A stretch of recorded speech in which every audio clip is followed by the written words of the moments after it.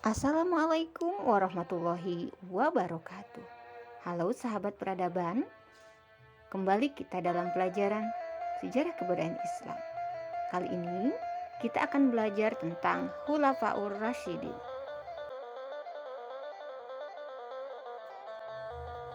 Mari kita awali dengan definisi Khulafaur Rasyidin.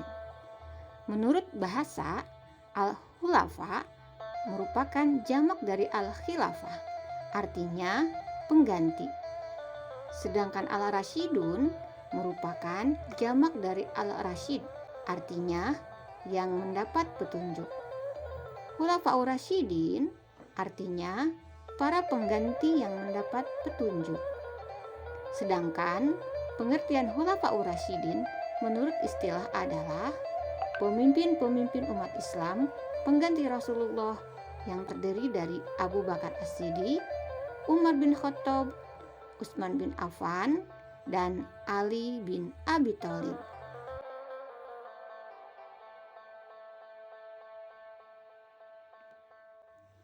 Setelah Rasulullah wafat, terjadi ketegangan di antara para sahabat.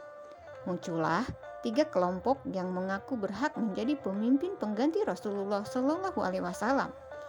Ialah dari kalangan Muhajirin yang mengusungkan Abu Bakar As-Siddiq, dari kalangan Ansor yang mengusung Sa'ad bin Ubadah, dari keluarga Rasul atau dari Bani Hashim mengusung Ali bin Abi Thalib.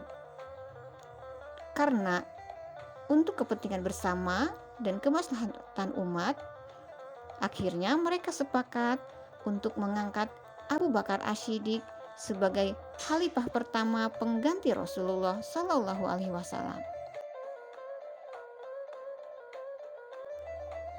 Sebagai khalifah pertama, pada masa Abu Bakar As-Siddiq memiliki tantangan dan kebijakan, yang mana tantangan dan kebijakan ini secara garis besar terdiri dari 3 hal.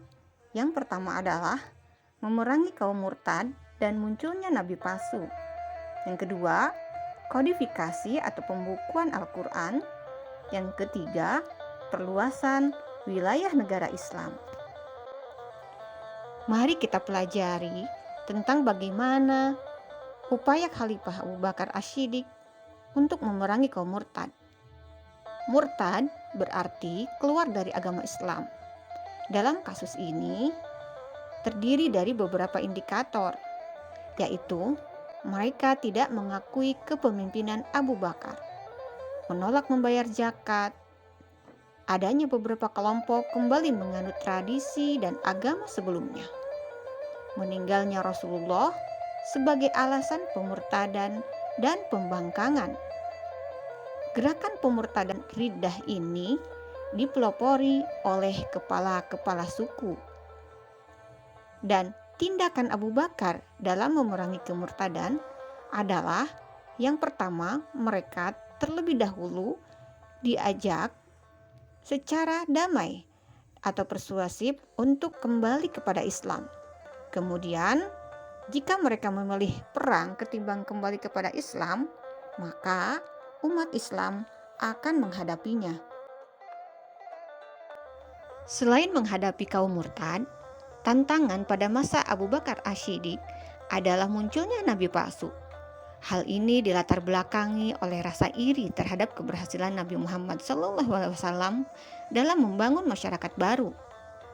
Nabi palsu tersebut adalah Aswad al-Ansi yang didukung oleh Badui di Yaman, ada Tulaihah bin Khuwailid al-Asadi yang didukung oleh Bani Sa'ad, Bani Gatafan, dan Bani Amir. Ada Malik bin Nuwairah yang didukung oleh Bani Yarbu dan Bani Tamim. Ada Musailamah al-Kadzab yang didukung oleh Bani Hanifah dari Yamamah. Dalam mengatasi munculnya nabi palsu ini, banyak terjadi peperangan. Di antaranya adalah perang Yamamah yang memakan banyak korban dari kalangan sahabat penghafal Al-Quran. Dikarenakan banyaknya sahabat penghafal Al-Quran yang gugur saat perang Yamamah, hal ini akan mengancam eksistensi dari Al-Quran. Oleh karena itu, Khalifah Abu Bakar mengambil kebijakan untuk mengkodifikasi Al-Quran. Kodifikasi merupakan kegiatan pengumpulan lembaran-lembaran mushaf yang berisikan tulisan ayat-ayat Al-Quran yang ditulis oleh para sahabat Rasulullah SAW di media kulit binatang, pelepah kurma, tulang, dan lain sebagainya. Kodifikasi dilakukan atas dasar usulan Umar bin Khattab dengan pertimbangan sebagai alat bantu untuk mendokumentasikan ayat-ayat Al-Quran, dan banyak para penghafal Al-Quran yang meninggal atau gugur di medan perang. Koordinator kegiatan kodifikasi ini adalah Zaid bin Sabit. Hasil pengumpulan mushaf ini disimpan oleh Abu Bakar As-Siddiq, digunakan sebagai pedoman pembelajaran Al-Quran pada saat itu. Setelah Abu Bakar meninggal, mushaf disimpan oleh Hafsah binti Umar. Salah satu dari keberhasilan Khalifah Abu Bakar Asy-Siddiq adalah perluasan wilayah Islam.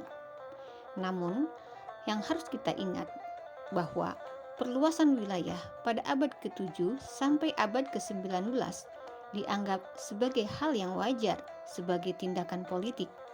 Jadi, perluasan wilayah yang dilakukan oleh umat Islam pada abad ke-7 ini tidak bisa disamakan dengan perluasan wilayah yang dilakukan oleh suatu negara saat ini. Strategi politik perluasan wilayah Islam oleh Khalifah Abu Bakar Asy-Siddiq adalah menganjurkan masuk Islam dengan jaminan perlindungan harta dan jiwa.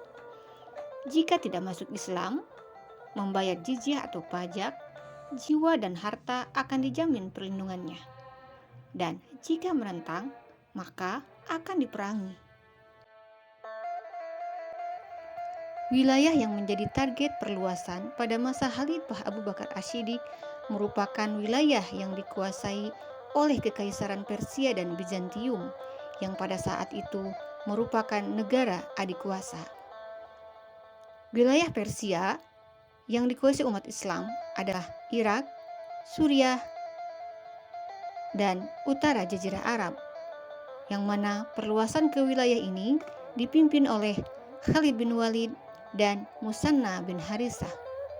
Sedangkan wilayah Bizantium meliputi Damaskus yang dipimpin oleh Yazid bin Abu Sufyan, Palestina oleh Amr bin As, Yordania oleh Surahbil bin Hasanah, dan Hims oleh Abu Ubaidah bin Jarrah.